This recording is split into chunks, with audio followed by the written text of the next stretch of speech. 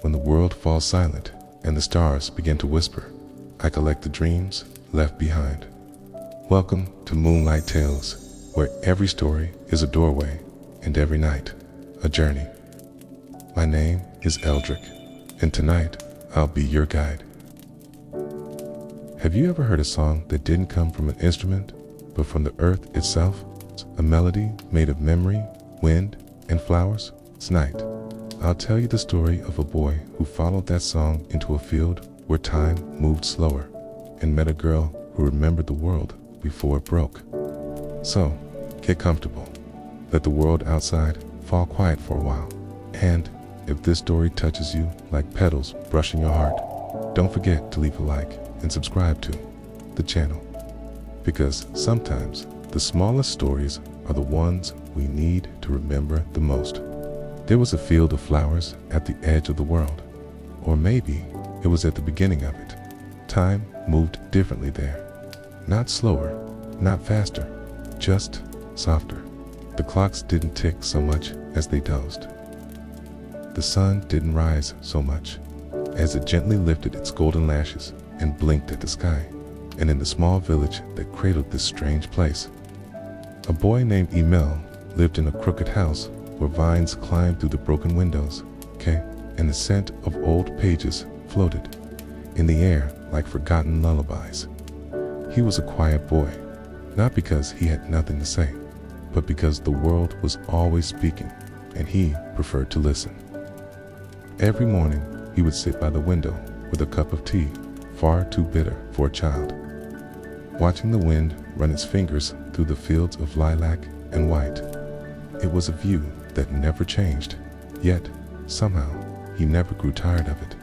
His house was filled with books, some written in ink, others etched in memory. Books left behind by a grandmother who had whispered stories like prayers. Books with pages that cracked like autumn leaves when opened. Books that talked about the world before the sky fell.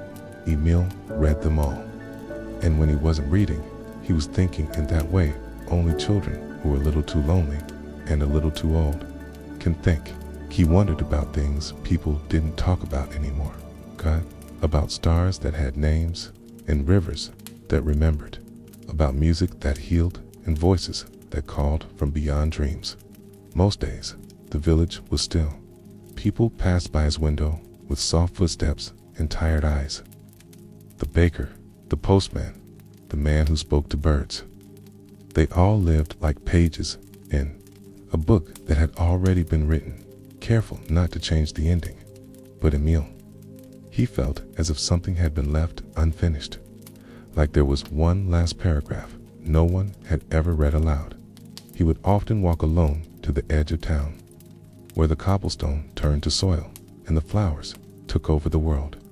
There, he'd sit among the petals, the wind brushing past, his cheeks like a sigh, and he'd listen for something, anything, a whisper, a voice, a sound, even a memory if it was kind enough to visit. And on that day, the one that starts this story, the wind brought something different. Not a scent, nor a chill, but a song. Single note, so faint he almost thought he'd imagined it. It came, not from an instrument, nor a mouth, but from the very earth beneath him, as if the roots had learned to hum. He stood up, slowly, not startled, just curious. The field ahead shimmered under the pale touch of the sun, and as the breeze carried the music closer, Emil felt something shift inside him. A small, quiet thing, like hope. He didn't speak. There was no one to hear. But his feet moved, and the earth did not resist. He walked forward between the flowers under the sky, sighed the wind, toward something that felt both distant and familiar. And behind him, the world held its breath. The sound was not loud. In fact, it was quieter than the wind. A melody so faint it might have been a trick of memory, but Emil felt it in his chest. First, a flicker, a shimmer, a ripple across the still surface of his thoughts. Then, in his ears, a delicate vibration that seemed to slip between the spaces where silence usually lived. It wasn't a song you could hum. Not one you'd find written in a book or caught in the strings of a violin. It's the kind of song that didn't ask to be heard. It simply existed, like starlight or sorrow. Emil turned his head slightly. The field stretched ahead of him, glowing with a light that didn't come from the sun. The flowers swayed in unison, their petals dancing to a rhythm only they understood. He walked, not because he had decided to, but because his feet had already begun.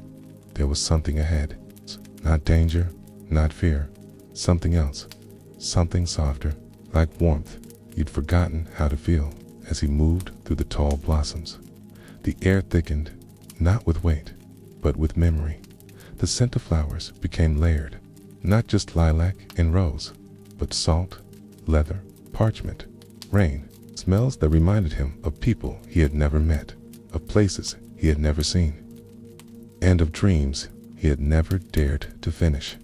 Then, like a curtain, slowly parting in a theater forgotten by time, the field opened and he saw her. She was sitting at the very heart of it all, among the blooms as if she had grown from them, her hands resting gently in her lap, her head tilted slightly, listening, and though she did not move, Emil knew she had been waiting. Her hair was a gentle chestnut brown, tied back with a ribbon the color of dusk. She wore a pale pink dress, weathered and soft, as if it had been worn for centuries, but never aged. And her eyes, oh, her eyes were green, not like grass or jade, but like the space between trees where the light becomes sacred. For a long moment, they simply looked at each other. The world, it seemed, had paused. Then she smiled. It wasn't a smile of greeting or courtesy. It was the kind of smile that felt like a memory you'd never made, familiar, comforting, ancient. "The flowers told me you'd come," she said, in a voice that was half laughter, half lullaby. Emil felt his lips part, but no words came. Still, he didn't feel the need to speak. His presence, he sensed, was already understood. She patted the ground beside her. "Come, the earth is warm today," he said. The silence between them was not empty. It was full of things that didn't need explaining. The rustle of petals, the hush of wind through distant trees, the steady pulse of something ancient beneath the soil. She did not ask his name, and he did not ask hers.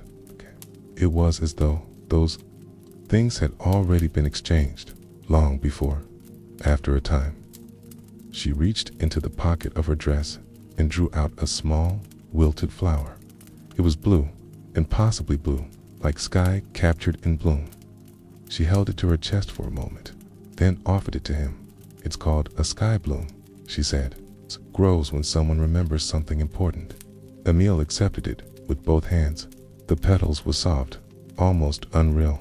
The moment he touched it, he felt a sudden surge of warmth, not in his fingers, but somewhere deep in the space between his ribs. "You're not from here," he said quietly. She shook her head. "No, but sometimes I return," tilted his head. "Why?" She paused for a breath. "Because not all songs are finished. Some are waiting for someone to listen again." The breeze shifted. Above them, clouds drifted slowly across the sky, trailing shadows like sleepy ghosts. The air seemed to hum, not just from her presence, but from the space around her. It was like being near a memory that had chosen to become real for just a little while longer. "I've dreamed of this place," Emil said, "but never with people in it." She smiled again, this time with a touch of sadness. "That's because most people don't know how to see it anymore." They sat there as the sun began to dip toward the horizon. Time passed without hurry, and though Emil had never believed in magic, something in her voice, her eyes, the way she existed, made him wonder if perhaps the stories weren't just stories. Perhaps they were seeds waiting to bloom in the heart of someone who still believed in them. The next day, Emil returned. He didn't know why exactly, or maybe he did, but the reason wasn't something words could hold. It was like waking from a beautiful dream and realizing the only way to return was to follow the path your heart had drawn in the dark. He walked slowly, almost reverently, as though each step through the field might startle whatever magic had settled there. The flowers still danced in the breeze, and the air still smelled of green things and something sweeter. It's like old sugar and sleep. She was there again, Aerith, sitting with her knees pulled up, humming a melody that didn't rhyme or repeat, a tune that seemed to shift with the light. This time, when Emil arrived, she looked up and said nothing. She just smiled and patted the space beside her like before. Huh? And he sat down without hesitation. They sat like that for a long time, watching bees tumble lazily from petal to petal, watching the sky slowly turn from pale blue to honey to gold. Then Aerith stood. "Let's walk," she said. "The world is wider than you think." And so they walked, not far, not fast, but just far enough that the grass changed color under their feet and the trees began to lean in as if listening.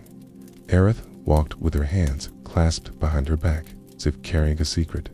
Every few steps, she would stop and point to something, a rock shaped like a heart, a flower with a stem that curled into a question mark, a patch of moss that looked like a sleeping cat.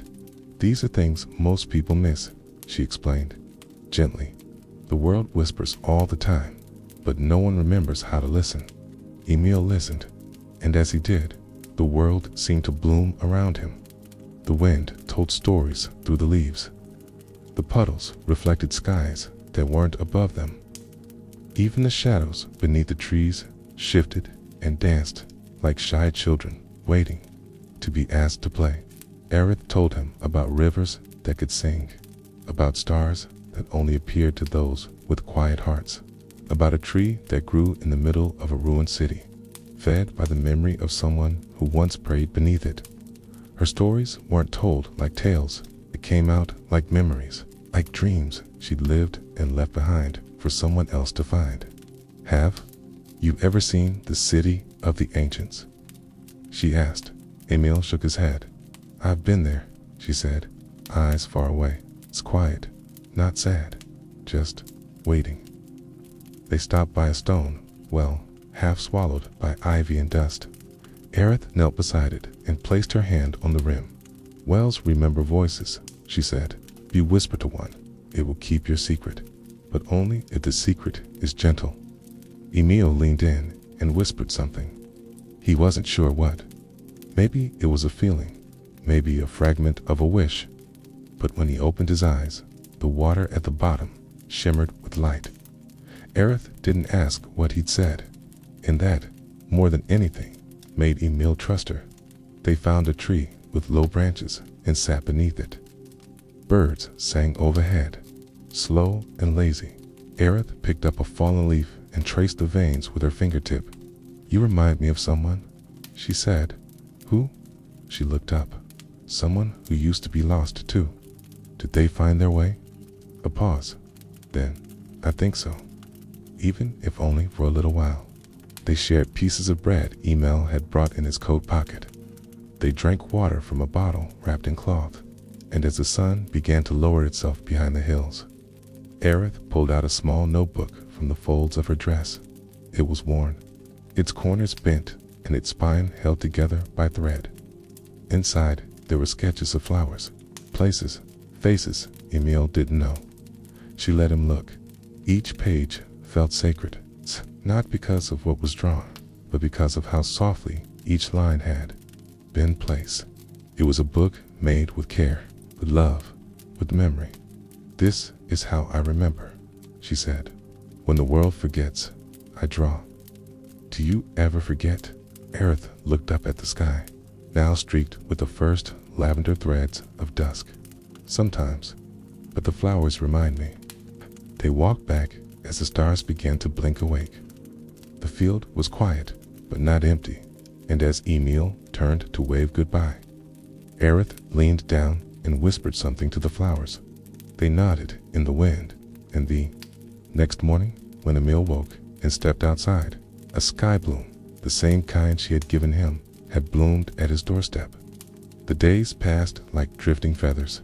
Each morning brought a little more color to the sky, and each evening seemed to carry with it a sigh from the stars, as if the universe itself had leaned just a little closer to listen to Aerith's voice. Emil began to measure time, not by hours or days, but by how often he saw her, by how far the breeze could carry her stories, by how many petals the wind laid gently on his windowsill overnight.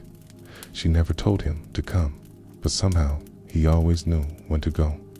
One morning, under a silver fog, Aerith greeted him at the edge of the field. She wasn't sitting as usual, nor humming, but she was standing, waiting. Her ribbon fluttered in the mist like a red thread, tying her to something unseen. "I want to show you something," Say said softly, and together they walked past the grove of willow trees that wept without sadness. Next, beyond the stone well with the whispering water, through a forest where the leaves were the color of dreams, forgotten pale gold, velvet green, soft rose. They didn't speak much as they walked. The world seemed too full, too sacred for words. Eventually, they reached the edge of something hidden. A hollow in the land, cradled between moss-covered hills. There, nestled in the arms of the earth, stood the ruins of an old cathedral.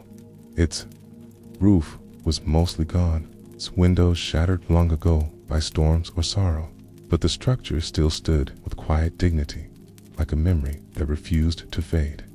Wildflowers grew through the stone cracks, toned sunlight filtered through broken beams and dusty columns, casting luminous shafts like divine fingerprints. And in the center, where the altar once stood, lay a shallow pool of crystal water, glowing faintly like it remembered how to hold light. "This is where I prayed," Aerith whispered. Her voice was different now, not fragile, not afraid, but reverent, as if she were addressing something far greater than either of them. "I was here when the world changed," she said, "when it broke and began again." Emil stepped carefully, following her to the edge of the pool. The water was impossibly clear, and beneath the surface, he could see flowers that didn't grow anywhere else. They shimmered faintly, as if drawn from memory. He kneeled beside her, not sure what to say. Aerith reached into the water and pulled out a single blossom. It looked like a white lily, but its petals were edged in light, as if touched by moonfire. "This only grows here," she said, "in the place where I left everything." She handed him the flower. It was warm in his hands. "I was young," she continued, "kind, hopeful. I wanted to save something too big to hold. I thought I could give everything and still remain." Emil looked at her. In that moment, she seemed different. Not older, but vast, as if she were made of layers, like time folded into a smile. He tried to speak, but his throat ached with the weight of all he didn't know how to ask. Aerith sat at the edge of the pool, fingers brushing the surface like she was smoothing a child's hair. "There was someone," she said, "a boy with sky-colored eyes. He carried a great sword and even greater sorrow. He was always looking for something, honor, memory, maybe himself." Kimo listened without blinking. He fought, he bled, he changed, but he never stopped trying to protect others, even when he couldn't protect himself. "Did you love him?" Emil asked, voice barely a breath. She smiled, but it was a quiet smile, one that curved only slightly at the corners. "I don't know," she said honestly. "Maybe I didn't get the chance. Maybe I still do." She touched the water again. "This place is made of the moment when everything ended, and yet it's still here." The sky had turned pale violet, clouds shifting in slow spirals. A flock of birds passed silently overhead, casting flickering shadows through the broken rafters. Emil stood and looked around the cathedral. He felt something stirring inside. Not sadness, exactly. Kind of remembering. Not his own memories, but borrowed ones. Like he had stepped into a song that was already playing, and somehow knew the words. He wandered toward a cracked pillar and found carvings, soft and worn. A name, half vanished, drawing of a flower, symbol, one he recognized from her notebook. "Did you make these?" he asked. Aerith stood beside him now. She didn't answer. She didn't need to. Instead, she placed her hand over his heart. "There are things that live in you," she said, "even if you don't remember planting them." For a moment, Emil thought he might cry, not because he was sad, but because he had never known his heart could feel so full and so light all at once. They stayed until the stars peeked through the cracks in the ceiling. Then, without a word, they turned and walked back through the trees. But Emil knew nothing was the same, and somewhere behind them, the pool beneath the altar, the water rippled once, as if something very old had sighed in peace. The days that followed were quieter, not because the world had changed, but because Emil had. Something inside him had shifted, not like a crack, but like the slow turning of a key in a long-forgotten lock. He still walked to the fields every morning, still passed by the willow grove and the whispering well, still followed the familiar paths through wild grasses and sunlit trails. But now, he walked with more care. Not out of fear, but reverence, as if every stone might remember a name, and every petal might be carrying someone's last goodbye. Aerith was not always there. Some days, the breeze brought only the echo of her laughter. Other days, the sky was too still, the air too heavy, and the field remained untouched. No footprints but his own. No hum of hidden music. Those were the hardest days. On those mornings, Emil would sit alone among the flowers, clutching the sky bloom she had once given him. He'd close his eyes and wait, not for her, but for the feelings she carried with her. It's that gentle gravity, that sense of something vast and kind, brushing the edges of his soul. He thought of the cathedral often, of the stories she'd whispered beside that quiet pool, of the boy with sky-colored eyes and the sword too heavy for one heart to bear. He tried to imagine Aerith in that moment, kneeling, praying, alone, and something inside him ached, not with pain, but with longing, a tender kind of sorrow that had no sharpness, only weight. One evening, the sky turned the color of apricots, and Emil wandered beyond the usual paths. He walked past the border of trees, past the thickets of brambles and the stones worn smooth by generations of forgotten footsteps. He found himself atop a hill he didn't recognize. Below him, the world stretched out like a folded map, all curves and colors and quiet. And suddenly, it overwhelmed him, the beauty, the stillness, the knowing that none of it would last forever. He sat on the edge of the hill, arms wrapped around his knees, and let the wind brush his face like a lullaby. He thought of his parents, who had passed quietly in the night years ago, leaving behind a house filled with books and unanswered questions. He thought of the books he'd read as a boy, imagining adventures he was too timid to take. He thought of all the things he'd never said to anyone, and in that wind, something cracked, not like glass, but like the shell of something being born. Tears came, but not many. They slid down his cheeks in silence, carried away by the breeze, as soon as they fell. And then a voice, soft, warm, not behind him, not beside him, but within. "You don't have to carry it alone," it said. It wasn't Aerith's voice exactly, but it wore the shape of her kindness. He opened his eyes, and the hill was the same. The world was the same, but he wasn't. That night, Emil returned home and didn't light a candle. Instead, he sat in the dark and listened to the floor creaking beneath memory, to the wind tracing lullabies across the windows, to his own breath, steady, human, real, and, for the first time, he sang, just a hum, just a small sound in the dark, but it filled the room like starlight. The next morning dawned with a golden hush. The sun didn't rise. It unfolded like a secret told slowly, and Emil, standing at the threshold of his crooked little house, felt the light settle on his shoulders like a blessing. He didn't rush. There was no reason to. He knew somehow that she would be there. The field greeted him not as a place, but as an old friend. The flowers tilted toward him with familiar grace, and the wind moved with a soft rhythm of breathing. And there she was, Aerith, kneeling in the middle of the field, hands buried gently in the soil. She was planting something. He approached quietly, not wanting to break the moment. But she looked up before he could speak, and smiled, not with surprise, but with welcome. "Morning," she said, brushing the earth from her fingers. "You came just in time." "For what? For the last flower?" He knelt beside her, watching as she reached into a small cloth pouch and pulled out a single seed, no larger than a whisper. "This is a memory seed," she said. "It only blooms when someone truly remembers." "Remembers what?"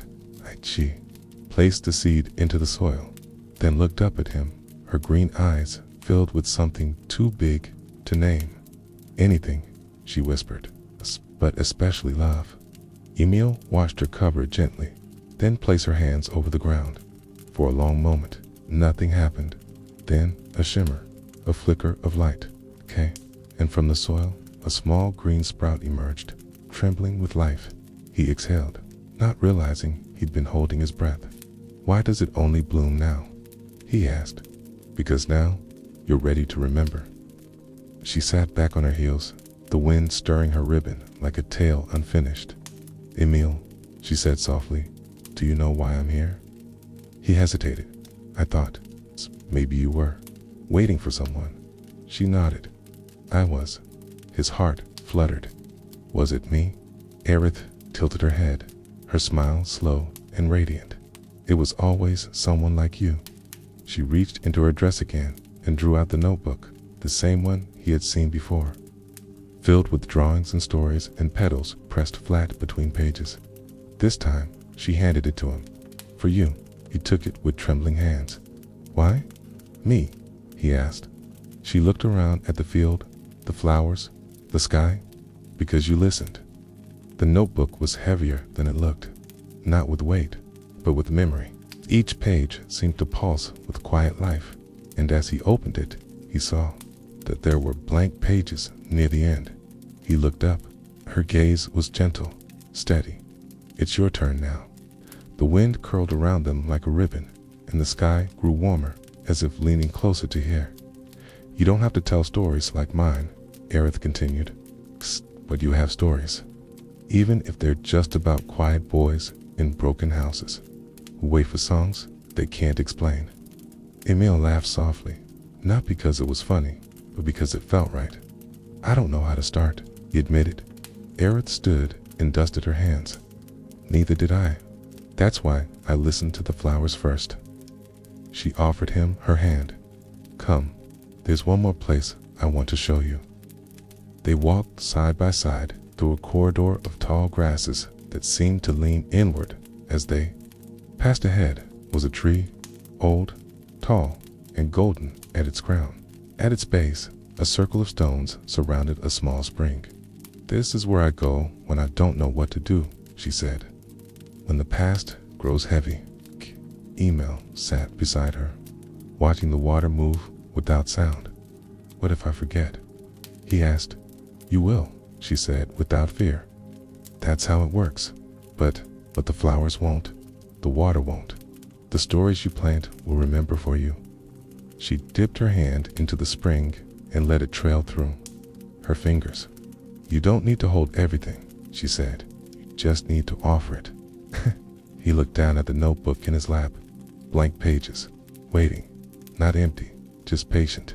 "I'm afraid I'll get it wrong," he whispered. Aerith leaned closer, her voice soft as wind in the trees. "There is no wrong when it comes to remembering with love." And then, for the first time, she took his hand in both of hers and held it over her heart. "You already carried the song," she said. "You've always had it. I was just here to remind you." Emil felt the world grow still around them, not in silence, but in fullness, as if everything had drawn a breath and let it out in one slow, golden exhale. The path back home felt familiar, but only in shape, not in spirit. Emil's feet stepped on the same stones, crossed the same sleepy roads, past the same tired fences covered in ivy and rain-stained paint, and yet the world did not look the same. The trees whispered differently now. The clouds no longer drifted, they glided. Even the silence of the village held a new note, as if someone had tuned it overnight. He carried Aerith's notebook close to his chest, in a scarf, as though it might dissolve in the wind if left unguarded. The seed of something sacred pulsed there, not magic, not prophecy, but memory. When he reached his crooked little house at the edge of the village, the flowers had already begun to grow. It was as if they had been waiting for him to return, sky blooms, like the ones she'd given him, now nestled against the walls. Golden petals peeked out from cracks in the walkway, and in the middle of the windowsill, where nothing had ever grown before, a single white lily gleamed in the morning light, edges glowing faintly as if drawn in moonlight. He touched the window pane. Warm. Inside, the house felt unchanged. Dust still floated lazily in the beams of sunlight. The books still leaned into one another like old friends. The floorboards still creaked with secrets too polite to speak aloud. But Emil? He moved differently. He didn't light the fire right away. He sat at the table with the notebook and opened it slowly, tracing each page with his fingers. Some drawings were of places he had now seen. Others were of people whose names were never mentioned, but whose eyes told stories louder than speech. And then came the blank pages, dozens of them, quiet, open, listening. He picked up a pencil. His hand trembled, not with fear, but with the gravity of a beginning. He didn't draw a face or a field, not a memory nor a miracle. He drew a door, slightly, open, and beside it, a flower leaning in, curious, blooming toward the light. Over the days that followed, the routine returned, but Emil had not.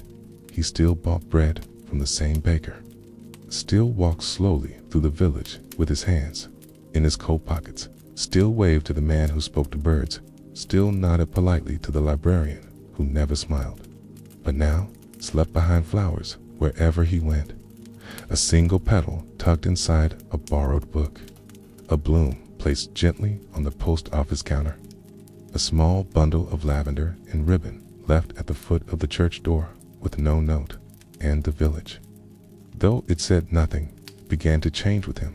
Children started following him at a distance, pretending they weren't watching as he crouched to whisper to a daisy. An old woman left a basket of herbs on his porch with a thank you card written in careful, shaky cursive, "For the peace you bring." Someone began playing an old harp again in the evenings, not well, but earnestly. One night, as Emil was sweeping dust from under the windowsill, a knock came at the door. He opened it to find a young girl from the village holding a wilted flower in both hands. Her eyes were red. Her voice was soft. Do you know how to make it bloom again?" Emil took the flower gently. He didn't speak. He didn't need to. He placed the flower in a small dish of spring water, set it on the windowsill beside the white lily, and opened the notebook. Together, they waited, and by morning, the flower had bloomed. Weeks passed. The air turned cooler. The nights grew longer in the field. The one where it all began remained just as it was. Emil still visited. It's not every day, but often enough. Sometimes he sat beneath the old tree. Sometimes he sang just to the wind. Aerith didn't return, at least not in the way she had before. But he didn't need her to, because she was already there in the way the flowers grew toward the sun. In the notebook, now half full with gentle sketches and half remembered dreams. In the hush of twilight, when the village quieted and the stars blinked into being. She was everywhere he had learned to look. One morning, he found something new at his door, a ribbon, red and worn, tied carefully around the handle of a small, pale blue envelope. Inside was a single note written in her delicate script. "Thank you for remembering, K." And below that, in smaller writing, "The song never ends. It just changes singers." Emil smiled. He folded the note carefully and placed it inside the back cover of the notebook. That night, he sat on his porch with a blanket over his knees, watching the wind weave between the trees, and for the first time in a long time, he spoke out loud. "Good night, Aerith." A breeze stirred, few petals danced into the air, and the stars twinkled a little brighter, as if in response. That night, the sky was clear. The stars shimmered like they were trying to remember their own names, K. And the moon, full and kind, hung low, brushing the treetops with its silver light. The wind was quiet too, as if it had settled into a hush, waiting for the world to exhale. Inside the crooked little house, Emil sat at his desk with a candle burning low. The notebook lay open in front of him, and beside it, a cup of warm milk, untouched. He had drawn again that evening, not a place nor a person. He had drawn light, falling softly through a broken ceiling, dancing on the surface of water, cradling the curve of a face long gone but never lost. The pages were no longer blank. Some were filled with sketches of memory, others with words that weren't quite poems and weren't quite letters. There were pressed flowers, too, tiny sky blooms and silvery petals that held the scent of distant moments. He closed the book gently outside. The garden had taken on a life of its own. What began as a few scattered blossoms had become a sanctuary, a mosaic of color and calm. People had started to leave flowers there, small offerings tucked between roots and rocks. Hey, they never spoke about it. They didn't need to. Some things bloom in silence. Emil stood up and walked to the porch. The night air wrapped around him like an old quilt. In the distance, an owl called once, then fell quiet. The stars above blinked slowly, not hurried, not loud. Just there, he sat in his usual chair. The one that creaked when you leaned back just enough. The one that faced east toward the field where it all begun. He closed his eyes, and then he heard it. A melody, faint, gentle, as familiar as a heartbeat, as distant as a dream. It wasn't being sung. Not exactly. It was the wind. It was the light. It was the memory of a voice that had once smiled every time it said his name. Emil opened his eyes. The stars seemed to shimmer with more intention now. From the base of the garden path, the soft glow of fireflies began to rise. One by one, they drifted upward, forming a slow spiral, like a spell, like a song, like a farewell that wasn't. Sad Dot. He stood and followed them, barefoot on the cool grass. His feet made no sound. His breath felt like part of the sky, and when he reached the center of the garden, where the flowers were tallest, the earth most still, he sighed. Hey, single bloom, unfamiliar, yet utterly known. It shimmered like glass, kissed by moonlight. Its petals opened slowly as he approached, revealing a small piece of folded parchment nestled within. He knelt and picked it up with care. It read, "The world remembers through you, and when someone else forgets, let your kindness be there." Memory. There was no signature. There didn't need to be.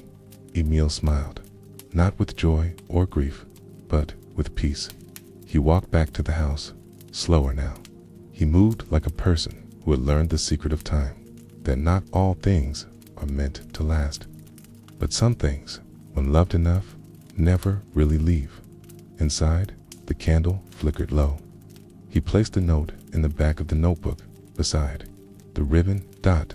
Then, carefully, he wrote one final sentence on the last page, and even in silence, the song continues.